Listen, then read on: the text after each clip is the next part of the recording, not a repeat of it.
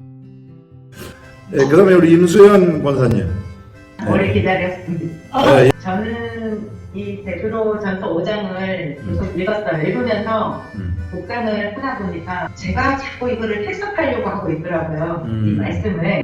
그래서 그 부분을 내려놓기 위해서 자꾸 주님께 마음을 드렸어요. 하나님 알게 해주세요. 깨닫게 해주세요. 이렇게 좋아요. 기도하면서 제가 하는데 아무튼 어제 저녁만 한 20번을 넘게 읽었는데도 깨달음이 안 왔어요. 그래서 안 오길래 제가 시간도 많이 늦었고 하나님 제가 아무래도 모르겠는데 제가 알고 싶은 거 딱 하나 있어요. 하나님 베드로가 어떤 마음으로 이 글을 썼을까요? 이 편지를 썼을까요? 제가 그렇게 하나님께 기도를 했어요. 네. 그리고 들었어요. 제가 저는 이 내용은 알겠어요. 하나님. 그렇지만 네. 제가 베드로가 어떤 마음으로 이 글을 썼는지 알고 싶어요. 그리고 누워서 이렇게 처음에는 잠이 안 와서 계속 그냥 이게 베드로전서 5장 2절 말씀을 계속 억지로 하지 말고 기꺼이 하라 이런 말을 계속 그 말이 계속 떠오르는 거예요. 저도 이제 앞으로 사역할 사람이잖아요. 네. 개인 사역. 맞아요. 내가 한 사람을 양을 그렇지. 치든 그렇지. 부모를 만든 그렇지. 양을 치든 그렇지. 누구를 치든 제가 헤어야 할 사람인데 이 마음을 모르고 어떻게 제가 할까 그런 마음이 들었어요. 물론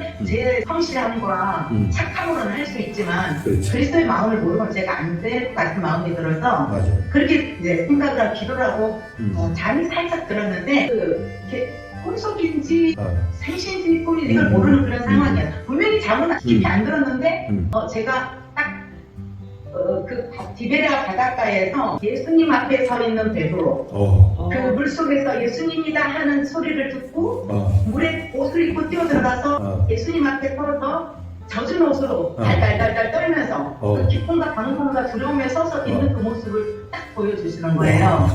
그랬는데 보여주시는데 그게 왜 우리가 꿈을 꾸면 그 사람이 말을 안 해도 마음을 알 수 그렇지. 있는 거예요. 마음으로 하는 거예요. 영으로. 네. 그래서 이게 스님이 베드로를 바라보는 그 국민의 마음이 제 마음을 바꾸어지는 거예요. 그러면서 그 베드로가 주님한테 죄스럽고 부끄럽고 방방 그 안절부절 못하는 그 마음이 오버랩되면서 제가 막 울었어요. 예수님 그러면서 막 울었어요. 제가 그 예수님의 그 긍휼이 그 다르게 어마어마한 사랑을 담고 계시더라고요. 그러면서 이 양을 치라는 이 부분에 거기서 하셨잖아요. 예수님이 네가 나를 사랑하니 양을 치라. 네가 나를 사랑하니 먹이라 치라 이렇게 하셨던 그 대목을 베드로는 그 당시 몰랐던 것 같더라고요.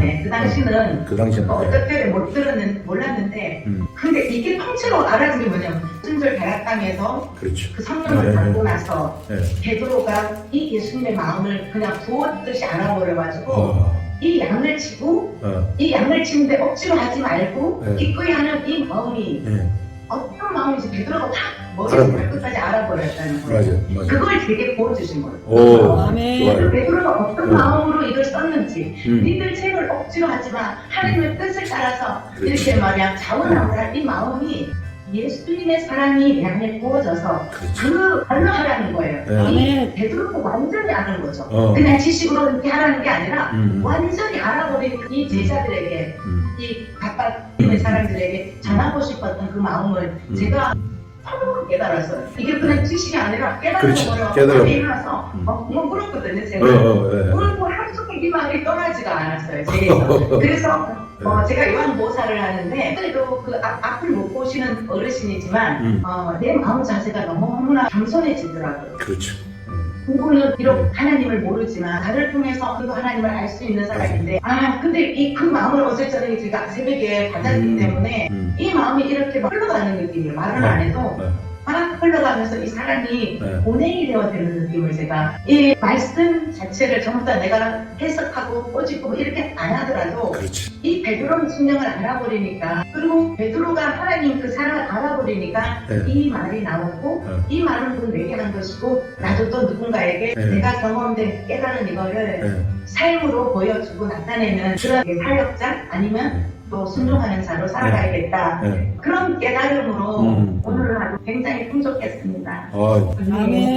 너무 신났겠어요. 아까 처음에 말씀하실 때 정말 오래 기다렸다고 하는데 말씀하시고 싶어가지고 진짜 막 속에서부터 그 소욕이 일어났을 것 같아요. 이런 걸 경험하면은 막 속에서 말하고 싶어가지고 어쩔 줄 모르거든요.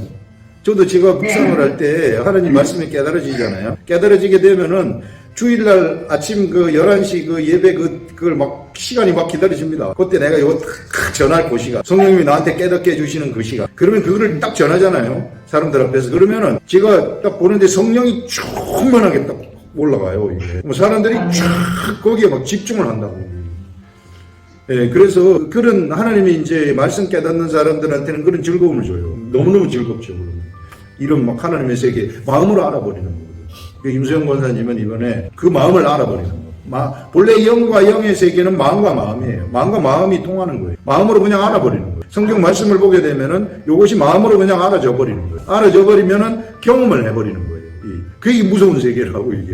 목사도요 이렇게 말씀 묵상한 걸 이렇게 나누면은요 뭐 같이 성장하는 거예요. 이게 아멘 아멘 하면서 같이 막 그럼 같은 거죠. 뭐. 이게. 사모님.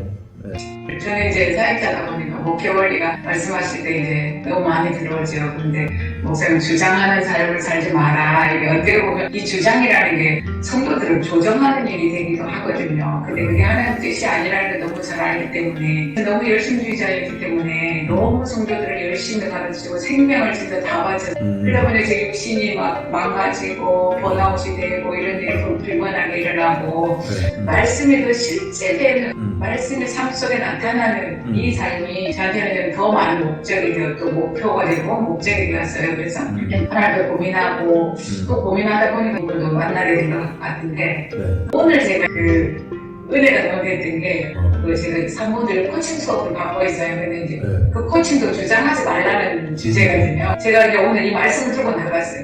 하나님 그 6절에 하나님의 능하신 손 아래에서 겸손하라.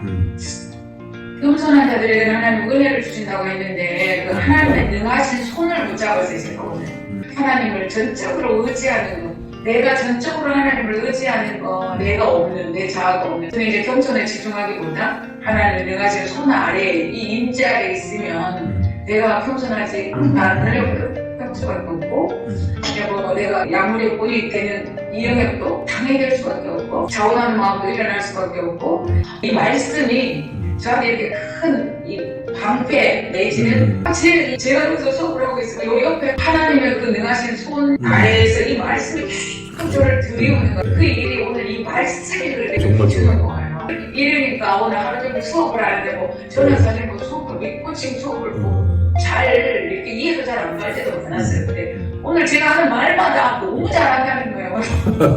제가 사모님 오늘 자기가 이 코치 배울 일이 아니라 코치를 해야 되겠다고 하시면 또 경험을 하고 아니 사실 내가 지금 잘 할 줄을 아는 것도 아니고 그게 내가 막 크게 막 도전을 막 많이 받고 가는 지금 상황도 아닌 것 같은데 제가 하는 말마다 그렇다고 그러고 오늘은 또 연락이 사모님이 얼굴이 너무 예쁘세요.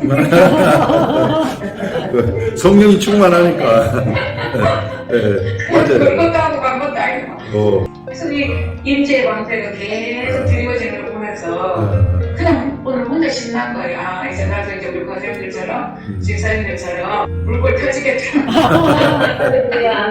너무 좋습니다. 목사님한테 지난주에 사실은 목사님과 상담을 하면서 목사님들에게 그만합니다 하려고 사실 상담을 했는데 못하겠다 봐서 못하겠는데 목사님 상담을 하다 보니까 그래서 예 다시 해보겠습니다 했는데 하기를 진짜 잘 버티는 것 같아요. 그래서 뭐 많은 걸 나누기보다 제가 오늘 이 말씀이 실제 되어서 이렇게 나를 이끌고 간 너무 감사했어요. 그러니까 실제로 이게 묵상을 우리가 하게 되면은 이게 삶 속에서 실제로 사모님이 경험한 것처럼 경험이 돼버려요. 그러니까 사모님이 오늘 이 말씀 코칭 이 수업을 이렇게 할 때에 저절로 되는 거예요. 내가 뭐라고 한 것도 아닌데 사람들의 가슴 속으로 그냥 쑥쑥쑥 들어가는 겁니다. 말씀하는 게. 그게 사모님이 말씀하시는 게 아니고 성령님이 말씀을 주셔가지고 하는 거거든요.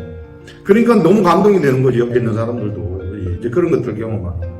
그러면 우리가 저절로 내가 한 것이 아니기 때문에 주장하는 자세가 나갈 필요도 없고 내가 무슨 높아지려고 생각할 필요도 없고 그냥 저절로 그냥 난 이거 하고 끝나는 거예요. 이게. 그러면은 하나님이 나를 저절로 너무 좋아요 너무 좋아요 하면서 하나님이 우리를 높이시는 그런 일들이 일어나게 되는 거죠.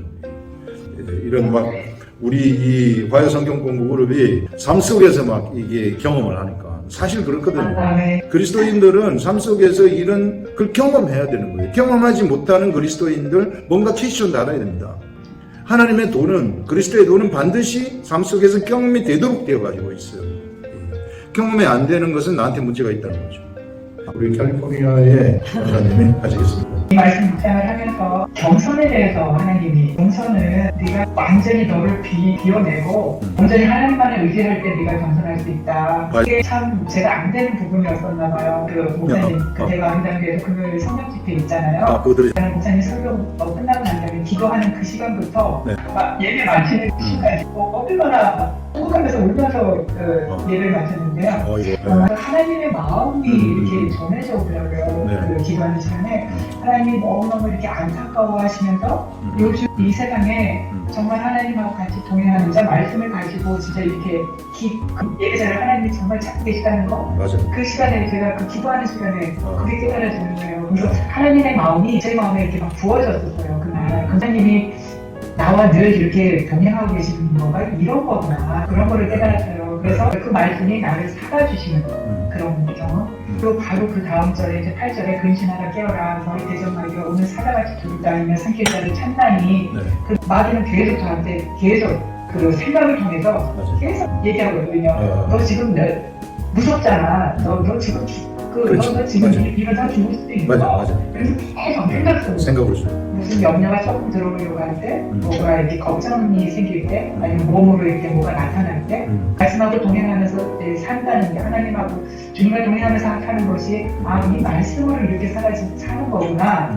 이거가 말씀 묵상하면서 제가 완전히 더 깊이 깨닫게 됐어요. 그 권사님이 말씀하신 겸손이라는 것이 하나님의 마음하고 내 마음하고 같아진다는 거, 그 진짜 겸손입니다. 네. 겸손이라는 것은 하나님의 마음이 내 마음에 들어왔을 때 내가 그 마음대로 행동해서 그대로 따라가는 거, 이게 겸손이에요. 이걸 우리가 완벽하게 알아야 돼요. 내가 나가고 내 육이 나가는 것은 그게 교만입니다. 인간이 나가면은 교만이고 하나님의 마음이 내 속에 들어와서 나를 때리고 가면은 그게 겸손이다. 겸손으로 가게 되면은 아까 얘기한 것처럼 두려움이 다 없어져 버려요. 두려움이 없어지게 되면은 그 두려움의 대상들이 잡아삼킴을 당했기 때문에 경제 때문에 두려웠으면 경제 문제가 해결이 되고 질병 때문에 두려웠으면 두려움이 없어지면서 질병도 없어지는 것이고 모든 세상의 문제들이 두려움 때문에 나타나는데 거기에 내가 평안을 얻게 되면 싹 날아가 버리는 겁니다. 저는 오늘 본문에서 그 장로들이 나오고 또 5절에 젊은 자들이 나오고 그리고 양무리들이 이렇게 나오거든요. 베드로는 지금 성숙돼가지고 장로 정도가 됐는데 베드로가 그냥 장로가 된 게 아니죠. 그도 젊은 때에 이렇게 혈기왕성한 때도 있었을 것이고 여러 과정을 자기가 다 겪어보니까 이제 젊은 자들에게 다 서로 겸손으로 허리를 동이라. 저 새벽기도 때 목사님이 그 열왕기상 10장 8절이랑 또 그 9장 12절 통해가지고 이게 하나님이 이렇게 말씀을 이렇게 풀어주시더라고요. 지금 우리는 젊은 자들과 같잖아요. 장로에게는 많은 양무리들이 있는 아마 우리 목사님 수준의 그런 어떤 하나님의 직분을 감당하는 사람이 있는 반면에 우리는 아까 전에 이제 이명자 지사님이 말했던 것처럼 우리 가족들 또 내 주위에 있는 사람들 이렇게 이런 양들 작은 양들을 이렇게 관리하는 젊은 자들 그러니까 이제 장로가 되기 전 단계에 성숙되어지는 과정을 겪고 있는 자로 저도 생각이 되는데 제가 새벽기도 말씀을 들었는데 거기 보니까 히람 왕이라고 우리가 많이 들었잖아요. 솔로몬에게 그 정말 성전 건축할 때 많이 도왔던 히람 왕에게 솔로몬이 이제 성전 건축을 다 하고 나서 그에게 갈릴리 지방에 20고을을 줬어요. 그런데 그 히람 왕이 딱 반응하는 게 그리고 하나님을 정말 좀 사랑하려고 했던 사람이었는데 솔로몬이 갈릴리 지방에 20고을을 딱 주니까 그의 눈에는 육적인 눈으로 딱 봤을 때는 하찮은 거예요. 정말 그래서 이름을 하찮은 고을이다 이러면서 가불 땅이라고 이름을 지었다고 그 13절에 9장 13절에 나오거든요. 그 당시에는 그게 정말 하찮은 땅이었는데 나중에는 예수 그리스도가 베들레헴에서 태어났지만 그 애국으로 내려가서 다시 이스라엘에 돌아와서 사역했던 사역지는 나사렛에서 목수로 있었지만 공생에 딱 들어가서 갈릴리 땅에서 사역을 하시거든요. 그리고 거기에서 12제자를 부르시는 게 갈릴리에서 사역을 했다. 그게 그 후대에 그렇게 기록이 되어 있는데 하나님이 왜 그 하찮은 히람왕도 가불 땅이라고 불릴 정도로 하찮은 곳에서 예수 그리스도가 그 땅을 중심으로 사역을 하셨는가. 이게 연결이 되면서 자꾸 하나님이 이제 묵상하라는 감동을 주시더라고요. 그래서 저는 하나님 오늘 그 본문 묵상하고 이게 무슨 상관이 있느냐고 했을 때 하나님이 너희가 서로 겸손으로 허리를 동이라. 이게 뭐겠느냐. 정말 가장 하찮은 것처럼 보이는, 내가 가장 하찮게 너한테 주문했을 때 네가 작다고 생각하는 그 일을 순종해봐라. 그래야 내가 큰 거를 맡기지 않겠느냐. 그래서 거기에 또 반해서 스바 여왕을 한번 봐라 이렇게 하시더라고요. 근데 그 스바 여왕은 솔로몬을 만나러 그 땅끝에서 왔잖아요. 와서 하는 말이, 그 솔로몬 앞에서 그 솔로몬의 하나님의 지혜가 있었잖아요.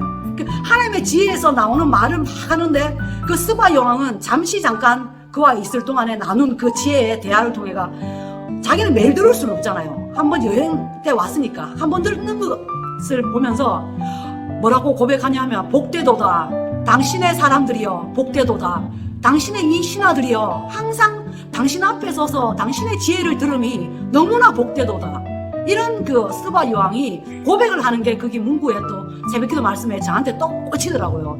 꽂히면서 나중에 예수 그리스도가 이 땅에 오셔가지고 제자들한테 이야기하거든요. 너희가 심판때에 남방 여인이 일어나서 2세대 사람들을 정죄한다. 솔로몬의 지혜로운 말을 들으려고 그런 땅끝에서 왔는데 솔로몬보다 큰 내가 이 땅에 와서 너희들에게 말하는데 왜 내 말을 무시하냐. 나는 너희들 앞에 내가 있지 않느냐. 너희들 왜 나는 하찮게 생각하느냐. 나중에 스바 여왕이 나무랄 것이다. 이런 구절을 그 마태복음 12장 35절에서 45절 하는 거를 또 하나님이 이렇게 묵상케 하시더라고요. 하시면서 그 다음 구절이 저한테 또 강한 충격이 오는 게, 스바 여왕처럼 하나님의 지혜의 말씀을 깨닫고 듣는 그 일을 하찮게 생각하면 더러운 귀신이, 그 다음 구절이, 나는 이 구절이 스바 여왕 다음에 나온 줄 몰랐어요. 더러운 귀신이 사람에게 날았을 때에 그 집이 다시 비고 청소되고 수리되었는데 그 귀신이 다시 들어가서 7배로 더 심하게 그 사람에게 역사해서 그 사람을 완전히 망가뜨리는 그런 이제 성도들에게 악한 영들이 역사하는 것을 그 뒤에 또 하나 예수 그리스도가 직접 그 시대 그 사람들한테 경고를 하시더라고요. 근데 그게 오늘 베드로전서 8절에 너희 대적 마귀가 우는 사자같이 삼킬 자 찾는다는 것이, 내가 지금 하찮게 생각하는 하나님의 말씀 묵상하는 일, 이게 하찮게 생각하지만 지극히 작은 것 같지만 귀찮고 어렵지만 이게 제일 중요하다는 거죠. 여기 보시면은 이 중에서 근신하라 깨어라 너희 대적 마귀가 우는 사자같이 두루다니며 삼킬 자를 찾나니 이런 말을 하는데요. 우리가 가만히 있으면은요, 우리는 바로 누구한테 우는 사자와 같이 찾는 마귀한테 잡아먹힙니다. 그래서 우리가 가만히 있으면 안 되는 거예요. 가만히 있지 아니하고 우리는 어떻게 되느냐면 매일같이 하나님 말씀을 붙잡고 요거 생각하면서 살아야 되는 거예요. 그럴 때 마귀를 대적하는 것이고 마귀를 잡아먹어버리는 거예요. 그냥 우리가 가만히 있으면 그냥 중간이나 되겠지. 영적 세계는 그렇지 않아요. 영적 세계는 내가 가만히 있으면 중간이 아니라 잡아먹히는 세계예요. 마귀한테. 그렇기 때문에 가만히 있지 마시고 여기서 항상 깨워가지고 근신하면서, 근신하라는 것은 자기 자신을 되돌아보라는 거거든요. 그러면서 깨워가지고 있으라. 깬다는 것은 내가 하나님 계속 생각한다는 거예요. 말씀 생각한다는 거예요. 그리고 겸손이라는 것이 하나님 말씀하고 내 마음이 같아지는 거예요. 이게 전에 하나님이 저 훈련시키실 때 저한테 몸 안에서 났는지 몸 밖에서 났는지 모르겠는데 한 가지 좀 말씀이 뭐였느냐 하면은 네가 교만하다 이렇게 얘기를 하는 거예요. 주님 제가 왜 교만합니까? 뭐가 교만한 겁니까? 얼마나 많이 울었는지 몰라요. 엉엉 울었는데 네가 내 아들인데 너는 지금 내 아들처럼 네가 생각하지 않는다는 거예요. 너는 사람처럼 생각한다는 거예요. 네가 사람이 아니고 내 아들이라는 거예요. 네가 내 아들처럼 생각하라. 네 마음하고 내 마음은 한 마음이고 네 마음하고 내 마음이 한 마음이면은 너는 내 아들이다. 완벽한 내 아들이다. 그런데 너는 자꾸 죽은 네가 너처럼 생각하고 죽은 너를 너라고 생각하니 그게 교만이다 이놈아. 이렇게 저한테 알려주시는 거예요. 그래서 여러분들 정말 우리가 하나님의 분명한 나는 정체성 아들이라는 사실 절대 잊어버리지 마시고 우리가 가만히 있으면은 마귀의 생각이 우리한테 치고 들어올 수밖에 없어요. 그래서 우리는 절대 가만히 있지 마시고 말씀을 계속해서 반복해서 읽고 생각하고 기도하고 읽고 생각하고 기도하고 요거 하시면은 꿈에서라도 보여주는 거예요. 아까 임수영 권사님처럼 꿈에서라도 진짜 알려주세요. 이런 세계를 지금 막 경험하고 계시는데 더 풍성하게 경험했으면 좋겠습니다.